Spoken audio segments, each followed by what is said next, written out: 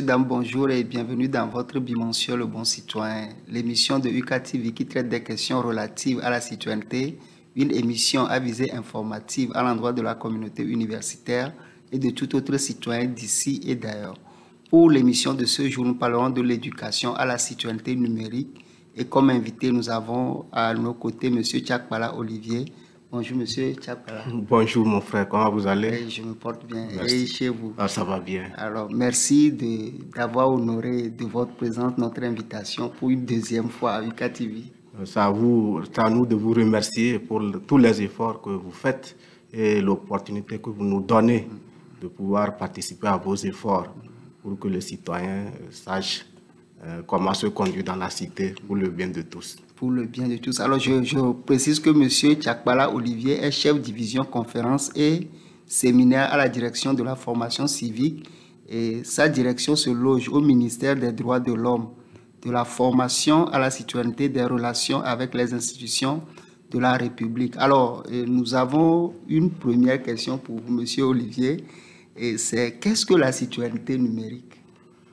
La citoyenneté numérique, c'est le maniement efficace et positif des technologies numériques par le citoyen pour communiquer, travailler, pour faire ses recherches, pour commercer, en tout cas pour faire toutes les activités de la vie courante et participer à la vie de la cité.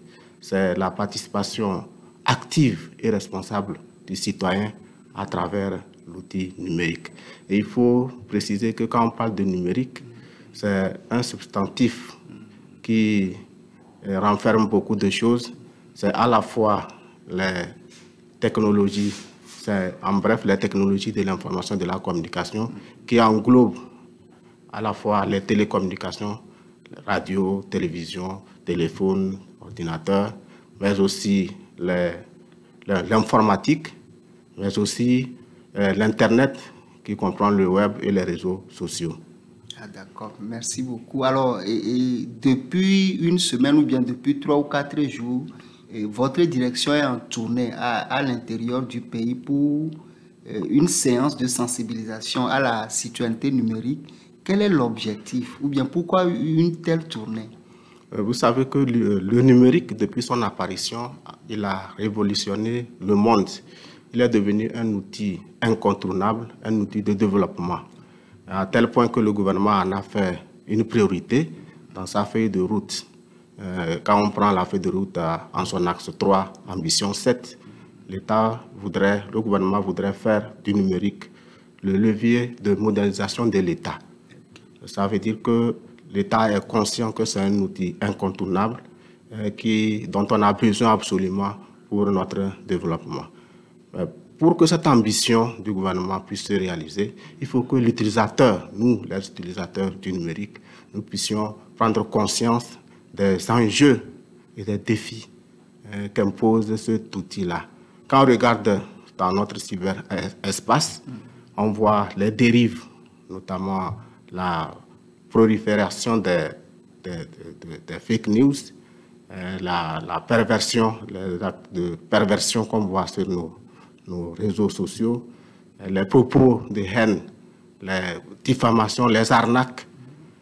Donc, si on ne fait rien, on risque que cet outil précieux devienne plutôt une bombe qui va faire exploser notre société. C'est pourquoi il est important de disposer d'un outil de référence en matière d'éducation des citoyens à la bonne utilisation de l'outil numérique.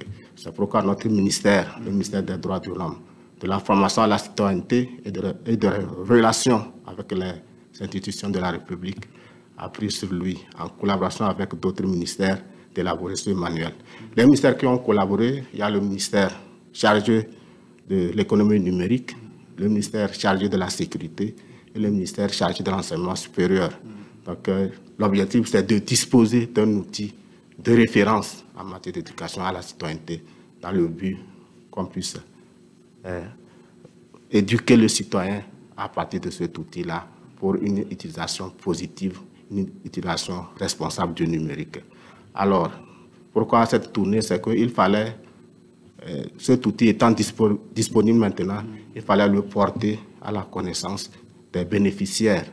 C'est pourquoi nous avons entrepris depuis le 5 décembre et ce jusqu'au 23 décembre cette tournée-là à travers l'ensemble du pays pour rencontrer les leaders d'opinion, notamment les associations, les groupements, les conseillers municipaux, les responsables religieux, les autorités traditionnelles, les enseignants, les étudiants, pour leur présenter ce manuel qui est désormais l'outil de référence pour l'éducation de nos populations à la bonne utilisation de l'outil numérique. À la bonne utilisation de l'outil numérique. Alors, quel est en substance le message que vous faites passer, vous êtes en train de faire passer aux différentes cibles que vous avez identifiées? C'est d'abord mettre l'accent sur l'importance de l'outil numérique. Comme je le disais tantôt, l'État en a fait une priorité. Il faudrait qu'au niveau des citoyens aussi, qu'on prenne conscience de cette importance-là de l'outil numérique. Et surtout, qu'on puisse en faire un bon usage. Qu'on puisse en faire un bon usage pour que cet outil serve véritablement de levier de développement. Voilà pourquoi il fallait absolument aller vers les utilisateurs et leur porter ce message-là. Alors, on sait aujourd'hui, quand on parle du numérique, c'est vrai que ça fait partie des outils aujourd'hui de travail dont personne ne peut se passer, mais ceux qui sont le plus présents dans l'usage de ces outils, ce sont les jeunes. Alors, en dehors des cibles que vous venez de citer tout à l'heure, comment est-ce que vous comptez atteindre la couche très jeune, les élèves de 16, 17, 18 ans? Comment est-ce que vous comptez les atteindre? Oui, c'est justement par rapport à ça que nous avons impliqué tous les acteurs à la base, y compris les enseignants par exemple, y compris les organisations de la société civile qui s'intéressent à la jeunesse. En dehors de ça, étant donné que c'est un outil que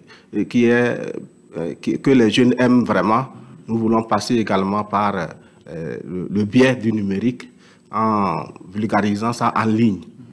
Et actuellement, l'émission qu'on est en train de faire fait partie aussi des moyens pour pouvoir atteindre les jeunes. Ils sont souvent en ligne, il faut aller en ligne pour les chercher. Il faut aller sur les réseaux sociaux pour les chercher. Donc le document qui est en train d'être vulgarisé sera mis en ligne aussi. Et je crois qu'on va atteindre beaucoup de jeunes par rapport à cela. Vous-même, votre participation est importante à cet effet et c'est pourquoi il faut saluer cette émission que vous avez organisée. Alors, ça veut dire que vous avez un document qui a été produit à cet effet. Alors, est-ce que cela veut dire que vous allez le distribuer? C'est vrai que vous venez de parler de le mettre en ligne, mais tout le monde n'a pas forcément accès à là où vous l'avez mis en ligne. Alors, comment est-ce qu'on peut faire pour que les 7 millions ou bien les 8 millions de Togolais que nous sommes, même si tout le monde ne peut pas l'avoir, est-ce que la sensibilisation seule suffit? Ouais, je crois que c'est pour cela même que nous avons pensé nous appuyer sur les leaders d'opinion. Et tous les participants à toutes les séances de sensibilisation repartent avec l'extrait du document. Et l'extrait là porte sur la partie essentielle qui concerne directement les utilisateurs. Il s'agit des conseils pratiques. Des conseils pratiques que chacun doit s'approprier, dont chacun doit s'approprier pour pouvoir être un bon utilisateur des réseaux sociaux. Et ces conseils nous viennent de 3 sources. Il y a les recommandations du Conseil de l'Europe, il y a le guide d'hygiène numérique publié par l'Agence nationale de cybersécurité ANSSI. Il y a aussi le code de bonne conduite que la direction de la formation civique a élaboré pour aider les utilisateurs à un bon usage du numérique. Pour aider les utilisateurs à un bon usage du numérique. Alors, il y a un phénomène aujourd'hui dont on ne peut pas ne pas parler dans cette émission, c'est le développement ou bien l'avancée de l'extrémisme violent, mais également la nécessité, parce que je sais que votre direction s'intéresse également à la culture du patriotisme. Alors, vous pensez qu'on peut avoir un usage patriotique des outils numériques pour lutter contre l'extrémisme violent actuellement? Absolument, absolument. Puisque le numérique est devenu aujourd'hui incontournable, c'est un outil précieux aussi pour essayer de lutter contre toutes sortes de mal, toutes sortes de maux qu'on pourrait avoir en face de nous. Mais on peut utiliser le numérique, les réseaux sociaux pour sensibiliser à la paix, pour sensibiliser au dialogue, pour sensibiliser à la justice, pour sensibiliser à la nécessité de procéder par la négociation en toute situation, au lieu de passer par les voies de violence. On peut aussi utiliser pour sensibiliser les gens à la vigilance. L'État, pour lutter contre le terrorisme aujourd'hui, a créé des numéros verts, par exemple. Et ces numéros, c'est des informations qu'on peut partager à travers le numérique pour pouvoir alerter, pour pouvoir s'informer, pour pouvoir échanger des informations, pour pouvoir nous sensibiliser les uns les autres sur l'attitude à tenir en face de cette situation-là. Ok, alors je vais peut-être jouer au pédagogue. Je suis un jeune étudiant, un jeune élève, j'ai mon téléphone et j'ai de temps en temps accès à l'Internet. Qu'est-ce que votre direction, par exemple, attend d'un tel citoyen dans l'usage de cet outil-là qu'il a entre les mains? Justement, dans l'usage de cet outil, on attend, par exemple, d'un jeune qui est élève de l'utiliser, par exemple, pour ses recherches. Aujourd'hui, on parle de bibliothèque numérique. Donc, au lieu d'utiliser les réseaux sociaux, Internet, pour échanger des futilités, l'Internet nous donne le libre accès à toutes sortes de documents dont nous avons besoin. On peut l'utiliser pour nos propres recherches dans tous les domaines. Aujourd'hui, on parle même des cours en ligne. On peut l'utiliser pour se former à distance. L'un des projets phares du gouvernement dans le domaine du numérique, c'est l'université sans les murs. Aujourd'hui, on a la possibilité de se former sans forcément aller s'asseoir dans les quatre murs d'un amphi.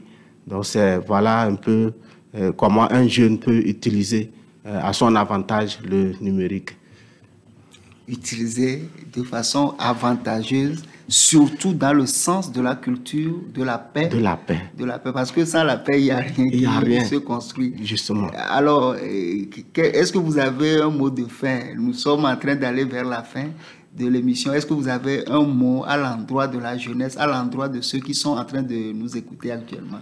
Absolument. Si j'ai un message, c'est d'abord de rappeler à chacun d'entre nous que le numérique est devenu un outil incontournable. Un outil incontournable aujourd'hui. Celui qui ne peut pas manier l'outil numérique est l'analphabète des nouveaux temps. Donc c'est important que nous puissions acquérir les compétences nécessaires qui nous permettent de pouvoir utiliser l'outil. Aujourd'hui, par exemple, l'État a mis beaucoup de choses qu'on peut faire à travers le numérique, par exemple, avoir son casier judiciaire. On peut faire sa demande de passeport à travers le numérique. Donc, il y a beaucoup de choses. Donc, chacun doit prendre conscience et essayer d'acquérir les compétences lui permettant de pouvoir utiliser l'outil. La deuxième chose sur laquelle il faut mettre l'accent, c'est l'utilisation positive. On ne doit pas utiliser l'outil pour des futilités, pire, pour commettre des infractions ou des crimes. Donc, on doit l'utiliser de manière positive. On doit l'utiliser comme un moyen pour s'engager en tant que citoyen pour la vie de sa société. Donc, c'est le message que j'avais. Il faut que chacun d'entre nous se mette dans la posture d'accompagner les efforts du gouvernement dans ce domaine-là. Il faut que cette dernière phrase est très importante. Il faut que chacun se mette dans la posture d'accompagner le gouvernement dans son effort d'aller au développement par le biais du numérique, d'aller également à la construction de la paix sociale par le numérique. Alors, nous voudrions vous remercier pour, une fois encore, votre présence à nos côtés dans cette émission. Je rappelle que vous êtes M. Tchakbala Olivier, chef division conférences et séminaires à la direction de la formation civique. Et nous vous souhaitons une bonne suite de tournée. Merci beaucoup.